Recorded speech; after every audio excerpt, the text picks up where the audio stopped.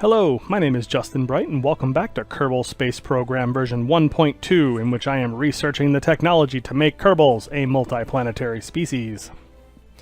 Alright, so on my previous mission, I sent Valentina Kerman up to suck up all the delicious science from low and high Kerbin orbits, and I came back with about 500 science, so now it's time to unlock some nodes and start building some stations. So let's see what we can do. I did some updates. Looks like we've got some new parts from Rover Dude, or at least some updates to them, which is nice. But yes, I'll be generally updating my mod installs as I go further through this series. I don't intend...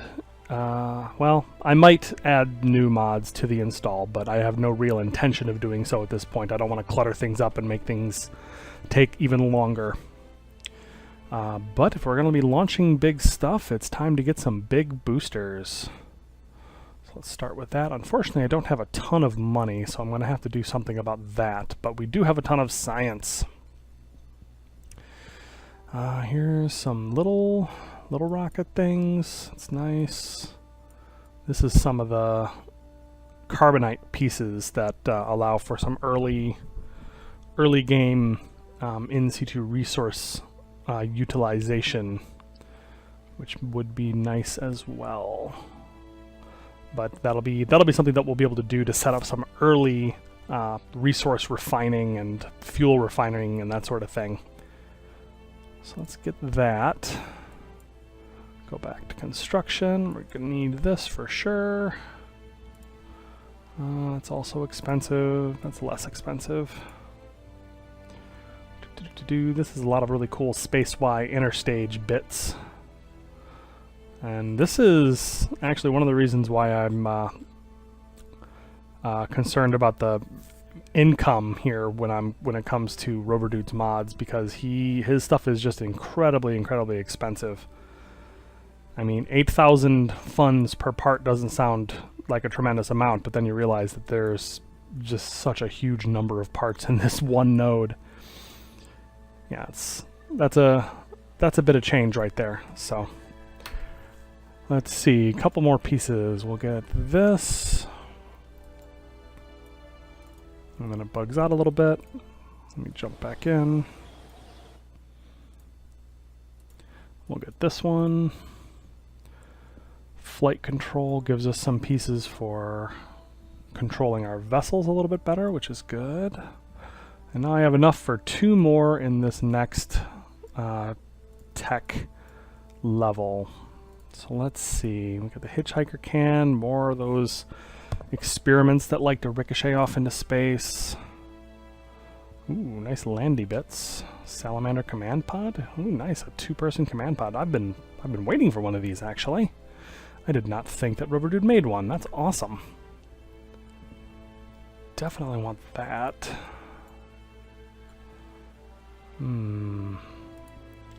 Landy bits. Fly bits. Or some more science. The bangometer is really pretty slick. It allows you to use the impact mod that I also have installed, which I think is actually a lot of fun. Gives you a lot of fun contracts and things of that nature. And the way you get that science is just, it's too neat. But we need electrics more than we need that, so let's start there. We'll spend our money on these. And this is 100, that's 700. That's another 100. So let's see what we can do as far as planning another mission. Alright, what do we have left over? Science data from the surface of the moon. So we definitely need to do that. Need to plant a flag on the moon. That'll give us a decent payout. So let's grab that one. Transfer crew between vessels near Kerbin. That seems neat. We could do something fun with that, I think. Science data from around the moon. We'll do that. Poodle engine orbiting Kerbin. I think that is something definitely doable. The Poodle is a great 2.5 meter orbital maneuvering engine. It's got just fabulous delta V and thrust to weight and all those things. It's a really nice engine. Alright, so I've got some science, and I think what we're going to do is we're just going to go land on the moon. I think that's what's about to happen here. And maybe I'll make it a orbital transfer between vessels, or maybe I'll build a station or something like that. We can probably do both. Let's see. What could we do? I wish there was something for building something in Kerbin orbit at the moment, but you gotta work with the contracts that you have, and I don't have the money to really to unlock all of those science or those station parts. So we will work with what we have at the moment. How big is this thing? That is a good looking pod. I really like that. Ooh. So it's in the 2.5 meter form factor, which is fun. I think this will make a really good lander for the moon. I think we're going to send two people to the moon. We're going to send a scientist and a pilot, I believe. So let's see.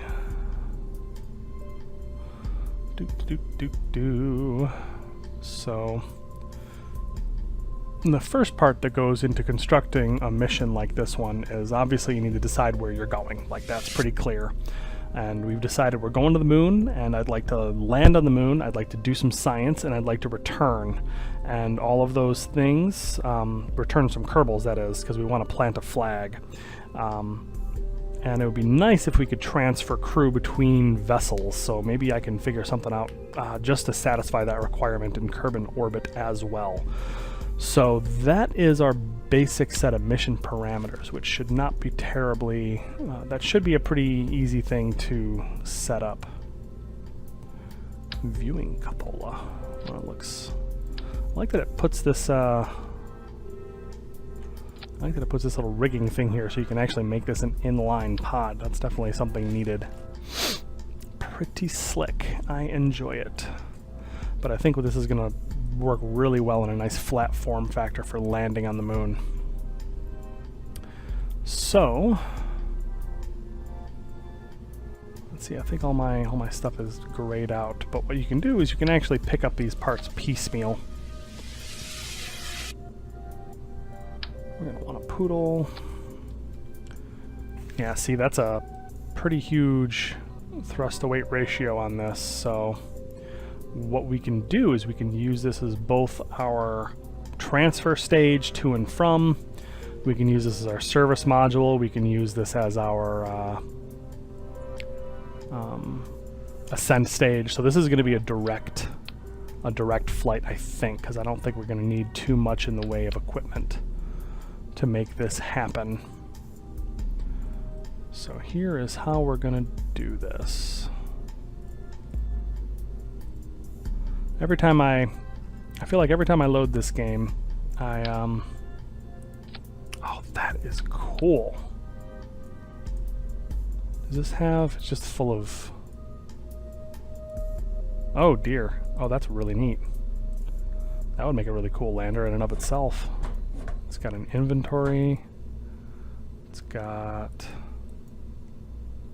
it's just full of electric charge. I kind of wish that it had, I want to put fuel in that thing, is what I'm getting at here. Because that would make a really slick landing stage for this.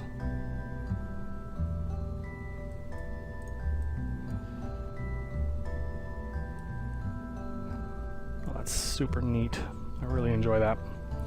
So let's see if I can work with that, just because I enjoy this piece so much.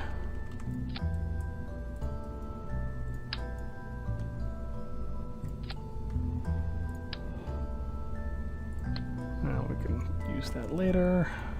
Let's see. What happens if we have 4 pugs? See, that's a good amount of fuel.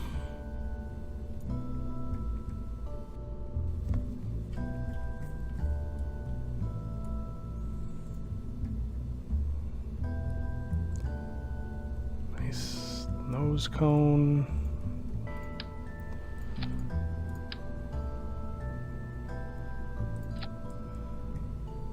That's still a little high. Just drop that down just a bit. Just for fashion.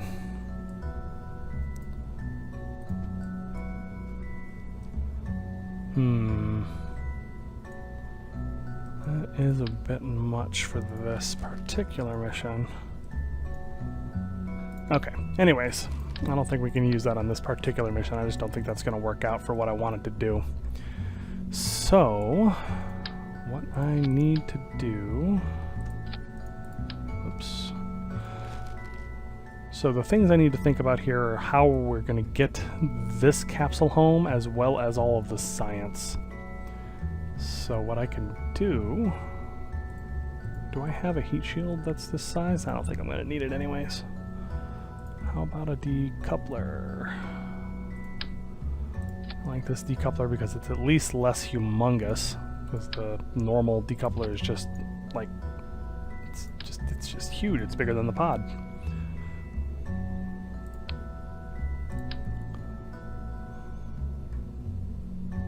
Yeah, we'll use that. And we'll use...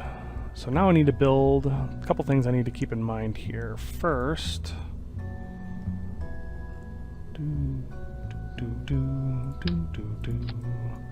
That's more supplies than I'm ever going to need. I don't have the cargo bay component quite yet, which is a little unfortunate. But I can slap that small fuel tank on and make like a little structural bit here in the middle, and we can just kind of make it up as we go. Actually, why not just use one of these? So this is the materials bay that we use for science. Attach some more sciencey bits on the side. Got this on here. This is the engineering chip that's going to allow us to get delta V readings and other measurements that will help us, well, will help me as a player as we go. Don't I have, there it is. Barometer for more science.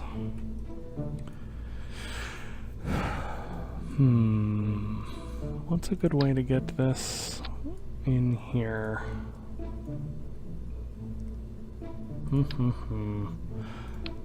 Well, here's my question. If I stick this on the bottom, what I'm looking at right now is the torque. I want to see some parts, when you attach them, they actually offset the center of gravity, but some small parts you can just attach to the side of something like this one, for example, and it's not going to affect the center of gravity at all because it just transfers its weight to the parent part. It's just a little coding trick that Squad has done. So what I can do is I can actually just stash these under here and then stash those like that. There we go.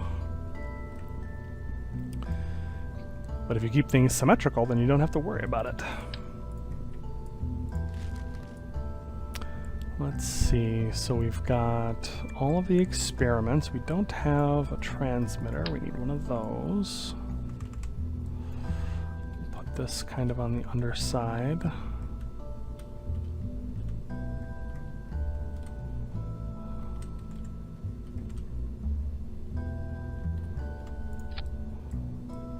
There, we can put that symmetrical as well, but it kind of fits underneath, and that keeps things occluded so that they're not going to cause problems on the ascent of this vehicle.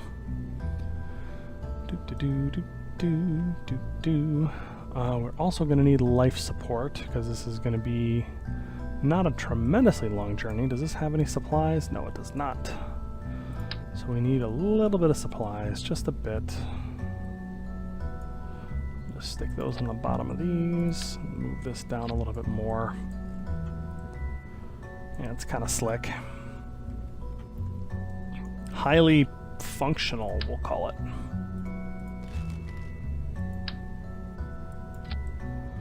Then we'll put that there.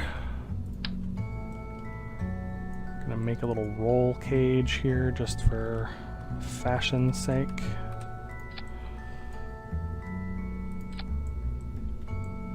Oh, that's not even at all. Even a little bit.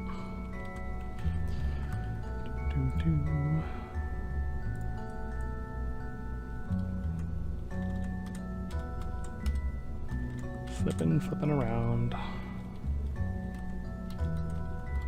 There we go.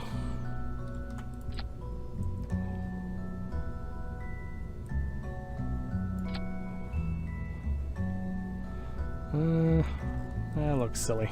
Let's not do that part. Alright, so we're going to put this on, and that's still going to give us a ton of fuel.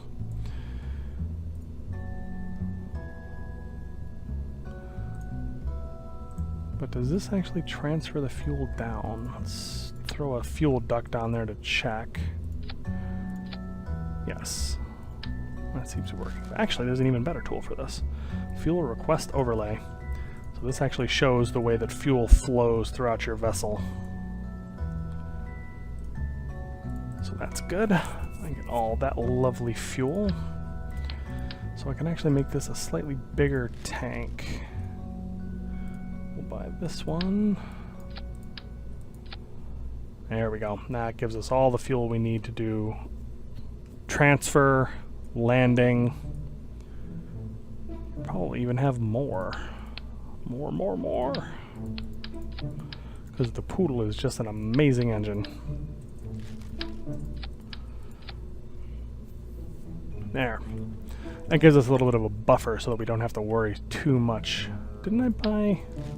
I thought I bought some landing struts. Here we are.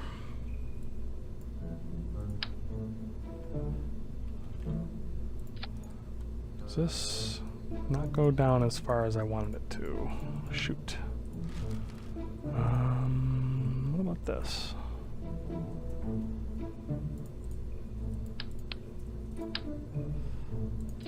Ooh, that's heavy duty.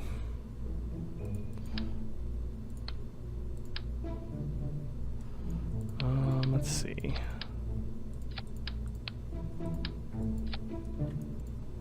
don't want it that tall.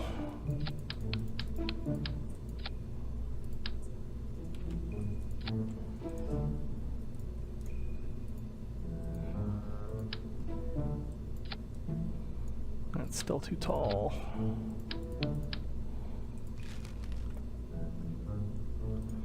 I think I can fit one of these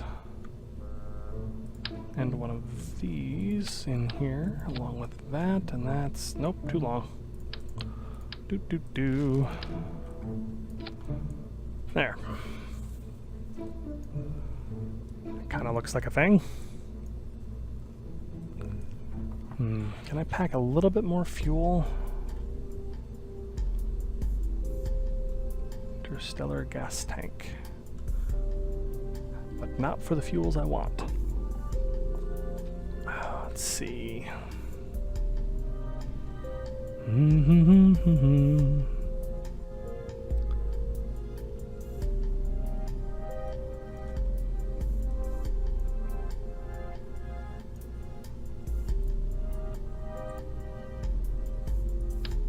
Well, what if I take this part down? Throw one more of these up here. There. That gets us a little bit closer anyways. But that is one heck of a tall lander. I think that should be fine though.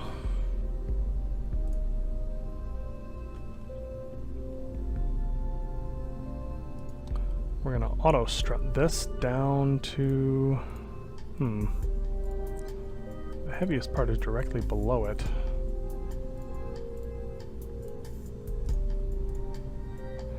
Well, I can auto strut this to the root part, and what that does is that creates an invisible attachment between this part and the root part, which is here, the first thing I put in, and that'll make it so that it's nice and rigid and not floppy like some of my previous rockets have been. I think this should be fine. Let's not worry about over-engineering this too much more than I already have. I do need to make sure that I have enough control authority. So I'm gonna take a nice big reaction wheel, which will allow me to make sure that this thing can turn when it's trying to land. Still want to kind of put like a cage or something right there like that. There we go. We'll make it at least look a little bit more rigid, which is nice. Alright, so now we gotta throw a parachute on top of this thing.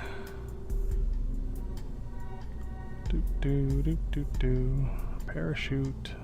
Do I not have a big parachute yet? I thought I had a big parachute. Parachute. I don't, I just have these. Interesting.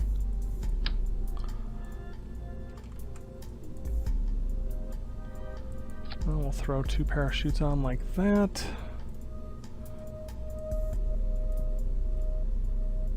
And let's put a little decoupler here. Oops, not that node, this node. So I can put a big, oops, sheesh. They're not gonna make this easy on me, are they? Well, that's fine. And we'll take that off. So, let's just review here. We have a test, this engine here in orbit around Kerbal, which we can handle fairly easily. We are going to travel to the moon. We are going to get space data from space around the moon. We are going to land on the moon, grab data, plant a flag, and that's it for that part. We are also going to try to transfer crew between vessels. So what I'm going to do here, we're going to put another one of these on.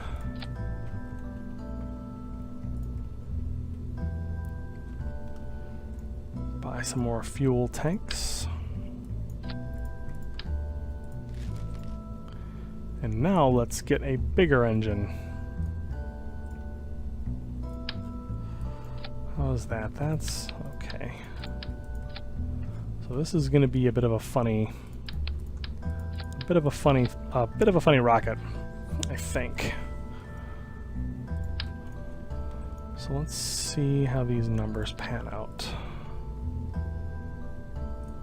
Get the kickbacks. Kickbacks are my favorite. They're based on the Space Shuttle solid rocket boosters.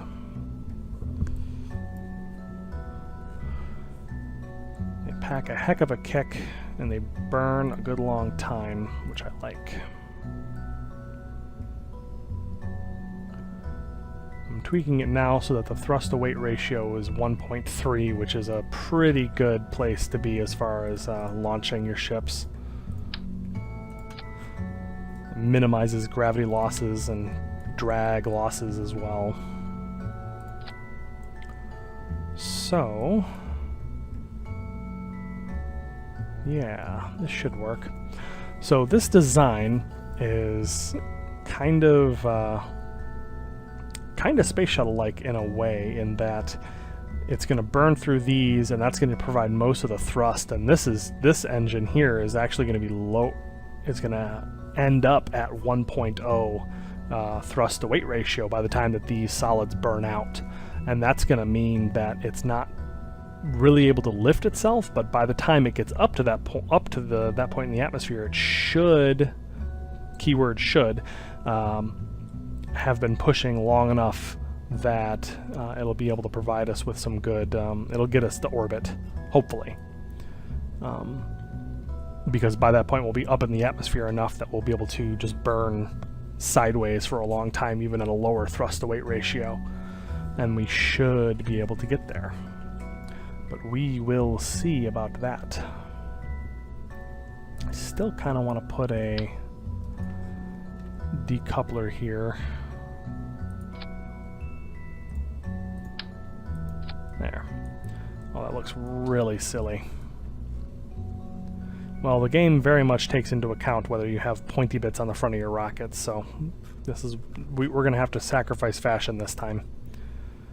So let's see, let's put a kind of Gemini like that. Titan. I like Titan. So let's do that. Titan up top as well. All right. So this is our silly little moon landing rocket.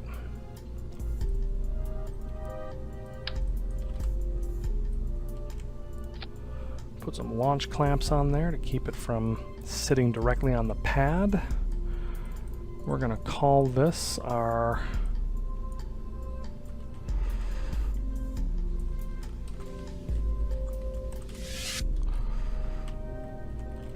let's see, Kemeny Direct 1. That's what we're going to call this. So let's check our staging.